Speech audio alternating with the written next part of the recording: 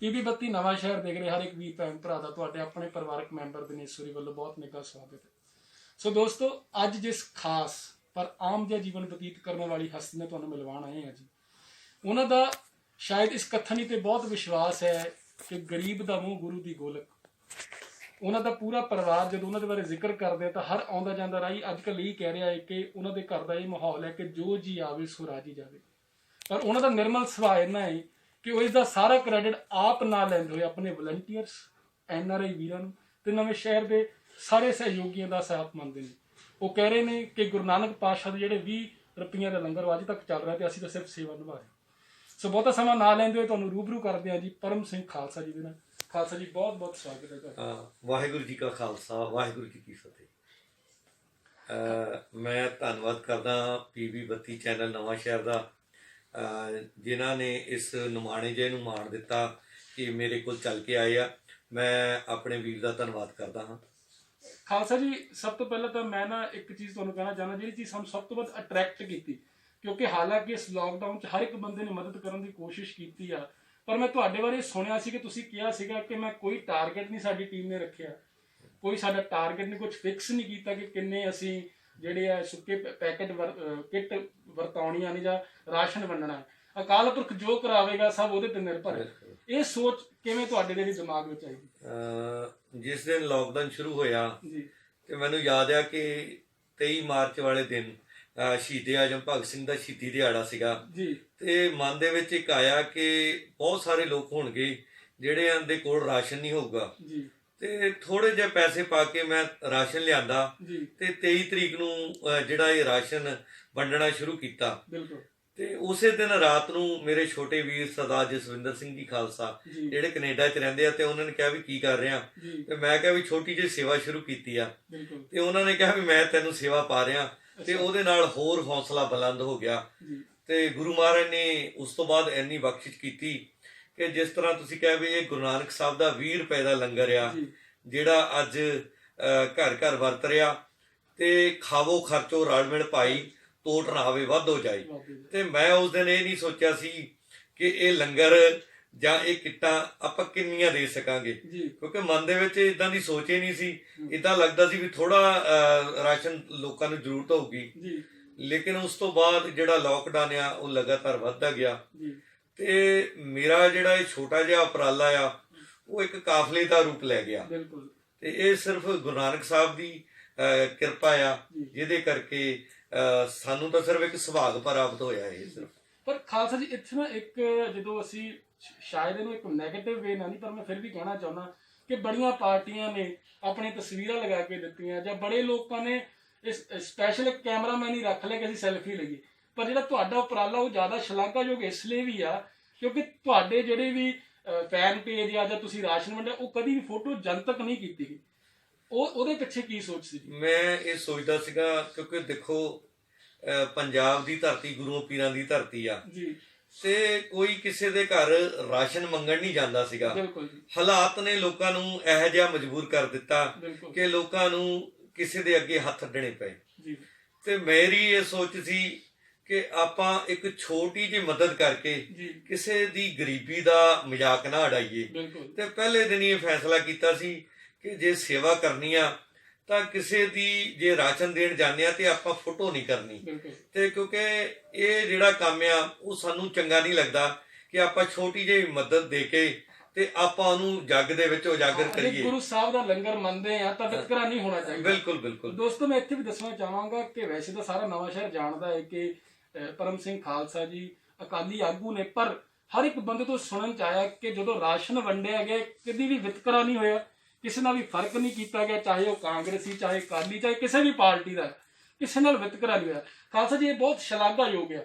ਇਹ ਤੁਹਾਡੀ ਪੂਰੀ ਵਲੰਟੀਅਰ ਦੀ ਸੋਚ ਜਿਹੜੀ ਆ, ਤੁਹਾਡੇ NRI ਵੀਰਾਂ ਦੀ ਸੋਚ ਆ, ਉਹਨੂੰ ਅਸੀਂ ਬਿਲਕੁਲ ਸਲਾਮ ਕਰਦੇ। ਇਹਦੇ ਬਾਰੇ ਵੀ ਥੋੜਾ ਕੁਝ ਤੁਸੀਂ ਚਾਨਣਾ ਪਾਓ ਜੀ। ਮੈਂ ਦੱਸਣਾ ਚਾਹੁੰਦਾ ਕਿ ਜਦੋਂ ਰਾਸ਼ਨ ਪਹਿਲੇ ਦਿਨ ਮੈਂ ਇੱਕ ਸਟੇਟਮੈਂਟ ਦਿੱਤੀ ਸੀਗੀ ਜੀ, ਮੈਂ ਇਹੀ ਗੱਲ ਕਹੀ ਸੀ ਵੀ ਇਹ ਸਮਾਂ ਰਾਜਨੀਤੀ ਕਰਨ ਦਾ ਨੀਗਾ, ਕਿਉਂਕਿ ਇਹ ਸਮਾਂ ਆਪਾਂ ਨੂੰ ਇਨਸਾਨੀਅਤ ਨਿਭਾਉਣ ਦਾ ਆ। ਔਰ ਪਹਿਲਾਂ ਆਪਾਂ ਇਨਸਾਨ ਆ, ਠੀਕ ਆ। ਜਿਹੜੀ ਰਾਜਨੀਤਿਕ ਹਰੇਕ ਬੰਦੇ ਦੀ ਆਪਣੀ ਆਪਣੀ ਸੋਚ ਆ। ਤੇ ਮੈਂ ਇੱਕ ਗੱਲ ਕਹੀ ਸੀ ਵੀ ਜਿਹੜਾ ਵੀ ਕੋਈ ਕਿਸੇ ਪਾਰਟੀ ਨਾਲ ਸੰਬੰਧ ਰੱਖਦਾ, ਸੇਵਾ ਕਰ ਰਿਹਾ, ਤਾਂ ਤੁਸੀਂ ਕਿਰਪਾ ਕਰਕੇ ਕਿਸੇ ਦੀ ਗੱਲ ਨੂੰ ਕ੍ਰਿਟੀਸਾਈਜ਼ ਨਾ ਕਰੋ।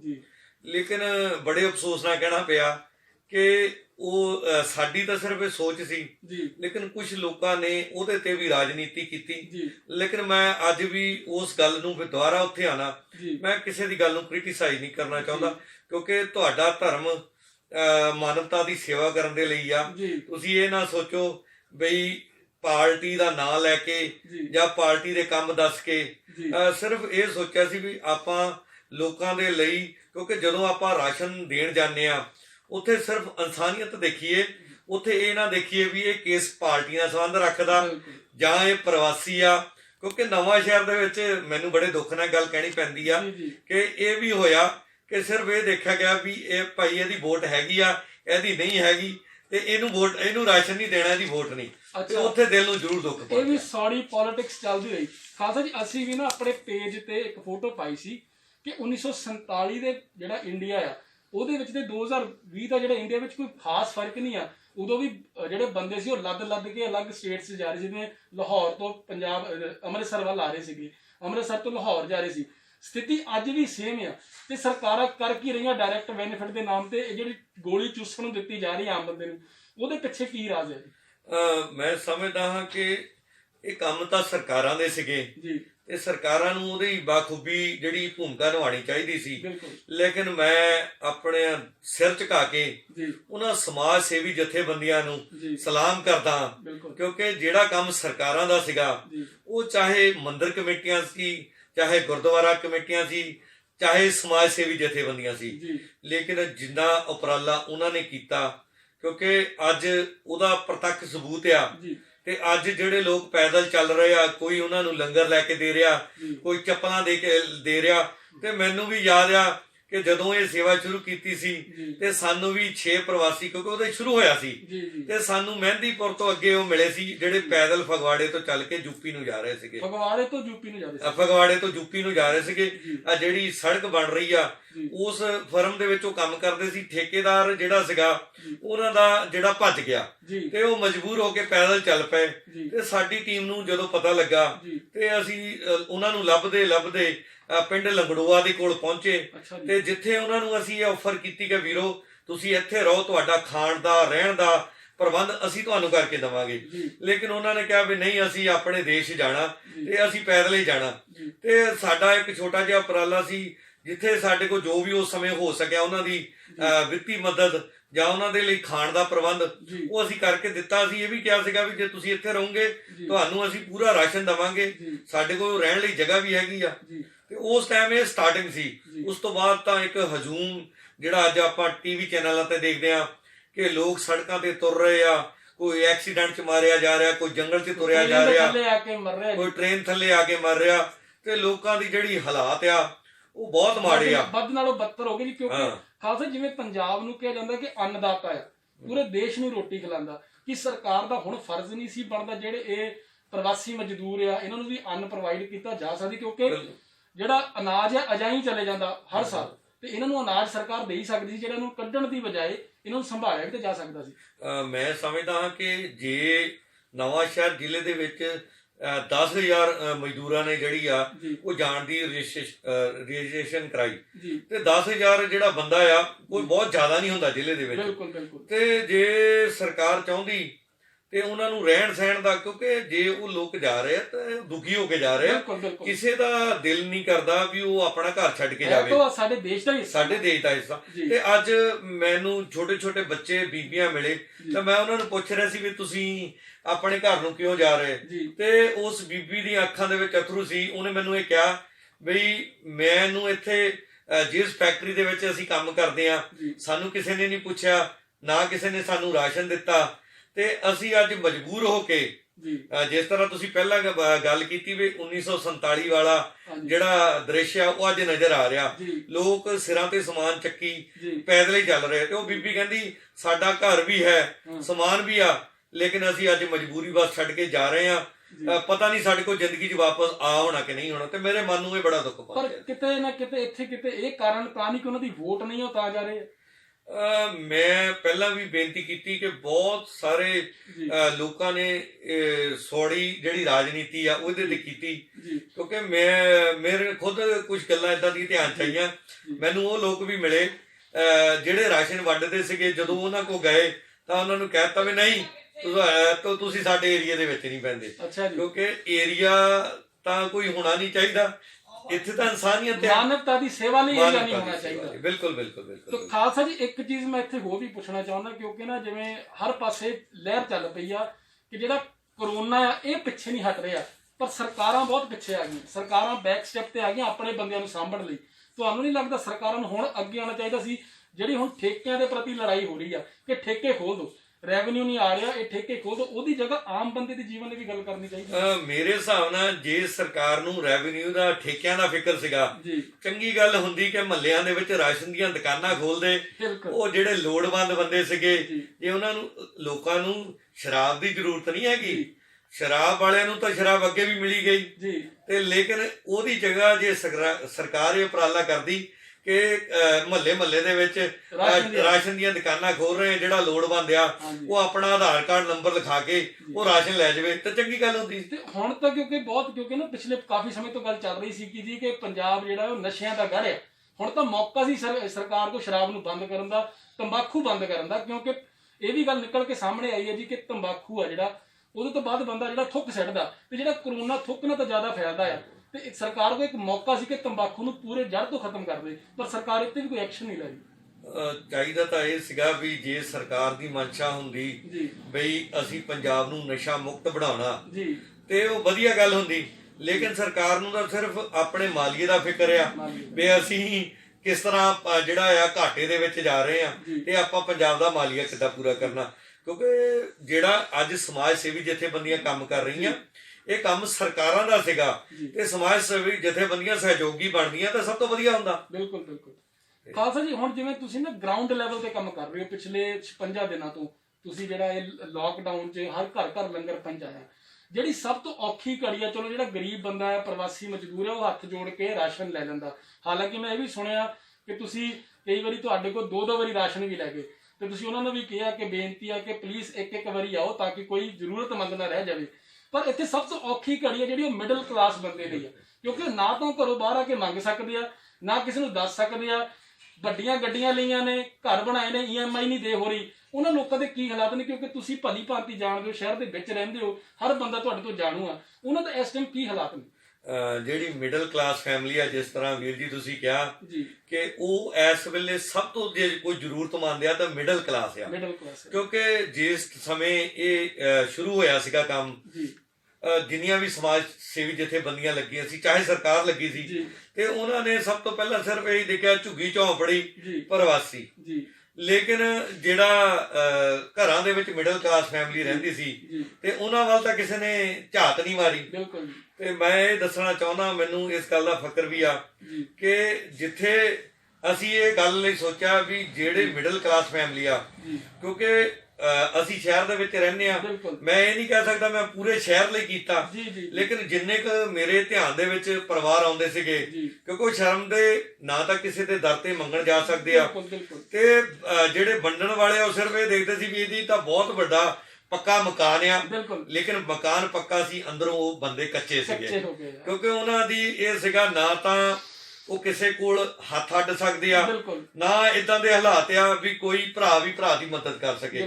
ਤੇ ਬਹੁਤ ਸਾਰੇ ਪਰਿਵਾਰ ਅਸੀਂ ਇਦਾਂ ਦੇ, ਸਾਡਾ ਇੱਕ ਮੈਂ ਜਿੱਥੇ ਪਹਿਲਾਂ ਵੀ ਬੇਨਤੀ ਕੀਤੀ ਵੀ ਅਸੀਂ ਜਾਂਦੇ ਹੁੰਦੇ ਸੀ, ਸਾਡਾ ਟਾਈਮ ਹੈ ਰਾਤ ਦਾ, ਅਸੀਂ ਰਾਤ ਨੂੰ 9 ਵਜੇ ਚੁੱਪ ਕਰਕੇ ਆਪਣੀ ਗੱਡੀ ਦੇ ਵਿੱਚ ਗੁਰੂ ਨਾਨਕ ਸਾਹਿਬ ਦਾ ਜਿਹੜਾ ਲੰਗਰ ਹੈ ਉਹ ਲੱਦ ਕੇ, ਜਿਹੜੇ ਘਰ ਸਾਨੂੰ ਪਤਾ ਹੁੰਦਾ ਸੀ ਵੀ ਇਹ ਲੋੜਵੰਦ ਆ, ਚੁੱਪ ਮਾਰ ਕਰਕੇ ਬੈਲ ਮਾਰ ਕੇ ਉਹਨਾਂ ਦੇ ਘਰ ਰੱਖ ਕੇ ਆ ਜਾਂਦੇ ਸੀਗੇ ਬਈ, ਤਾਂ ਕਿ ਕਿਸੇ ਗਵਾਂਢੀ ਨੂੰ ਵੀ ਨਾ ਪਤਾ ਲੱਗੇ ਵੀ ਇਹਨਾਂ ਨੂੰ ਰਾਸ਼ਨ ਕੋਈ ਦੇ ਕੇ ਗਿਆ। ਸੋ ਕਿਉਂਕਿ ਮੇਰਾ ਇਹ ਮਕਸਦ ਸੀਗਾ ਵੀ ਆਪਾਂ ਇਹ ਨਾ ਕਰੀਏ ਵੀ ਅਸੀਂ ਕਰ ਰਹੇ ਆ, ਕਰਵਾਤਾ ਗੁਰੂ ਨਾਨਕ ਸਾਹਿਬ ਰਹੇ ਆ, ਸਾਡੇ ਤਾਂ ਸਿਰਫ ਉਹਨਾਂ ਦਾ ਮਿਹਰ ਭਰਿਆ ਹੱਥ ਆ, ਤੇ ਅਸੀਂ ਤਾਂ ਸਿਰਫ ਉਹਨਾਂ ਦਾ ਜਿਹੜਾ ਲੰਗਰ ਆ ਉਹ ਅਸੀਂ ਸਾਡੀ ਡਿਊਟੀ ਲਾਈ ਹੋਈ, ਤੁਸੀਂ ਬਤਾਓ।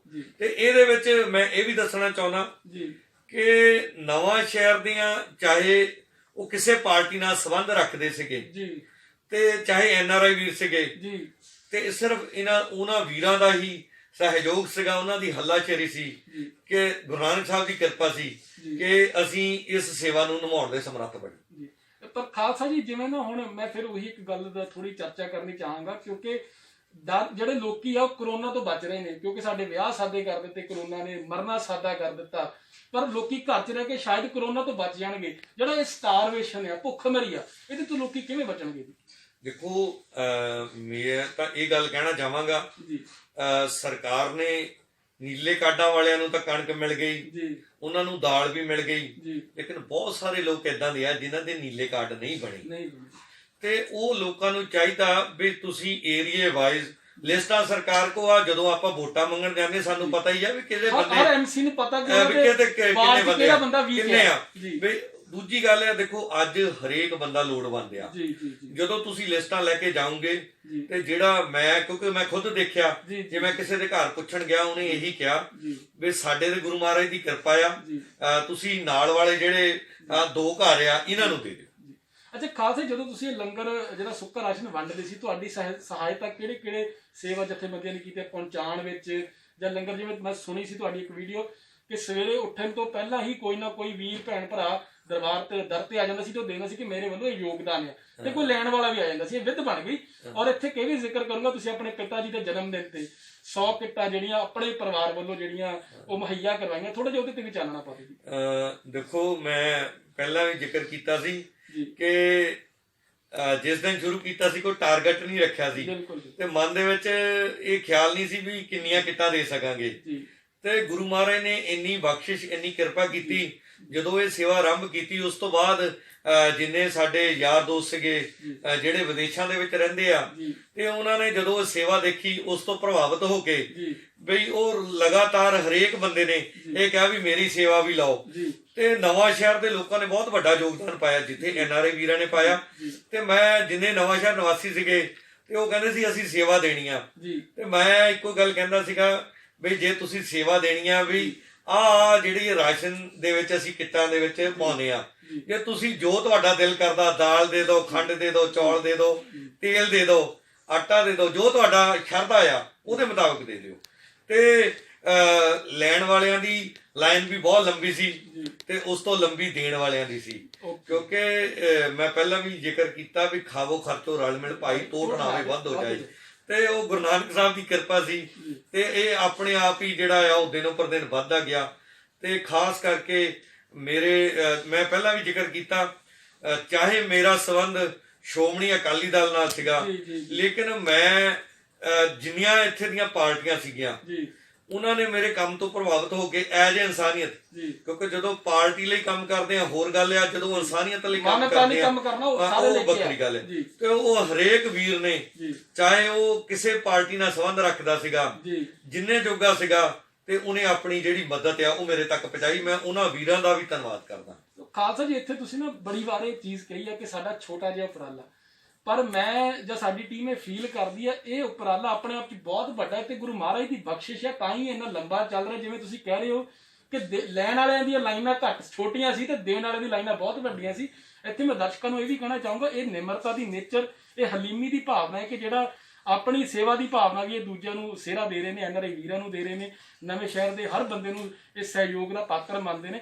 ਖਾਸ ਹੀ ਜਾਂਦੇ ਜਾਂਦੇ ਕੋਈ ਤੁਸੀਂ ਸੰਦੇਸ਼ ਦੇਣਾ ਚਾਹੁੰਦੇ ਹੋ ਸਾਡੇ ਦਰਸ਼ਕਾਂ ਨੂੰ, ਤਾਂ ਮੈਂ ਜ਼ਰੂਰ ਅਸੀਂ ਇਹਦੇ ਵਿੱਚ ਸ਼ੁਕਰਾਨਾ ਮਹਿਸੂਸ ਕਰਾਂਗੇ। ਮੈਂ ਦੁਬਾਰਾ ਨਵਾਂ ਸ਼ਹਿਰ ਨਿਵਾਸੀਆਂ ਦਾ, NRI ਵੀਰਾਂ ਦਾ, ਉਹਨਾਂ ਸਾਰੇ ਵੀਰਾਂ ਦਾ ਧੰਨਵਾਦ ਕਰਦਾ ਹਾਂ ਜਿਨ੍ਹਾਂ ਨੇ ਇਸ ਔਖੀ ਘੜੀ ਦੇ ਵਿੱਚ, ਕਿਉਂਕਿ ਨਵਾਂ ਸ਼ਹਿਰ ਦੁਆਬੇ ਦੀ ਧਰਤੀ, ਬੱਬਰਾਂ ਦੀ ਧਰਤੀ ਆ, ਸ਼ਹੀਦਾਂ ਦੀ ਧਰਤੀ ਆ, ਗੁਰੂਆਂ ਪੀਰਾਂ ਦੀ ਧਰਤੀ ਆ, ਤੇ ਮੈਂ ਦੇਖ ਰਿਹਾ ਸੀਗਾ ਵੀ ਜਿਹੜਾ ਬੰਦਾ ਜਿੰਨੀ ਕਿਸੇ ਦੀ ਮਦਦ ਕਰ ਸਕਦਾ, ਤੇ ਮੈਂ ਸਮਝਦਾ ਉਹਨੇ ਕਰਨ ਦਾ ਬਹੁਤ ਵੱਡਾ ਉਪਰਾਲਾ ਕੀਤਾ। ਤੇ ਜਦੋਂ ਅਸੀਂ ਨਿਕਲਦੇ ਸੀਗੇ, ਚਾਹੇ ਲਾਕਡਾਊਨ ਵੱਧਦਾ ਗਿਆ, ਲੋਕਾਂ ਦੀਆਂ ਆਉਣ ਵਾਲੇ ਸਮੇਂ ਦੇ ਵਿੱਚ ਜਿਹੜੀ ਕੰਮਕਾਰ ਬਹੁਤ ਘਟ ਗਏ, ਲੇਕਿਨ ਸੇਵਾ ਭਾਵਨਾ ਨਹੀਂ ਘਟੀ, ਤੇ ਲੋਕ ਉਸ ਦੇ ਲਈ ਵਧਾਈ ਦੇ ਪਾਤਰ ਹਨ।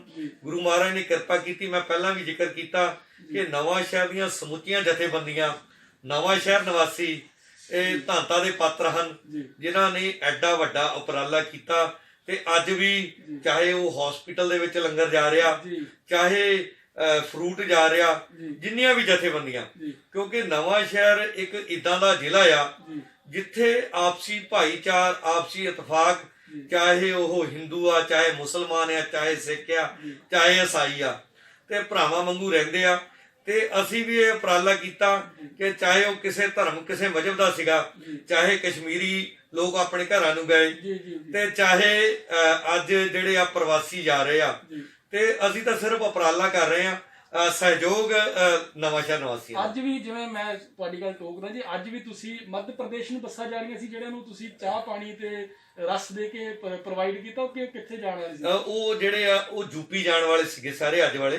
ਤੇ ਸਾਨੂੰ ਪਤਾ ਲੱਗਾ ਸੀਗਾ ਵੀ ਜਿਹੜੇ ਯੂਪੀ ਦੇ ਲਈ ਲਗਭਗ 15 ਬੱਸਾਂ ਚੱਲੀਆਂ, ਤੇ ਅਸੀਂ ਛੋਟਾ ਜਿਹਾ ਉਪਰਾਲਾ ਕੀਤਾ ਕਿ ਅਸੀਂ ਚਾਹ ਦਾ ਲੰਗਰ, ਛੋਟੇ ਬੱਚਿਆਂ ਲਈ ਦੁੱਧ, ਪਾਣੀ, ਬਿਸਕੁਟ ਔਰ ਰਸ ਲੈ ਕੇ ਗਏ ਸੀ, ਤਾਂ ਕਿ ਉਹ ਇੱਥੋਂ ਜਾ ਕੇ ਉੱਥੇ ਆਪਣੀ ਸਟੇਟ 'ਚ ਇਹ ਨਾ ਕਹਿਣ ਕਿ ਅਸੀਂ ਪੰਜਾਬ ਦੀ ਧਰਤੀ ਦੇ ਉੱਤੋਂ ਸਾਨੂੰ ਭੁੱਖੇ ਪਿਆਸੇ ਭੇਜ ਦਿੱਤਾ।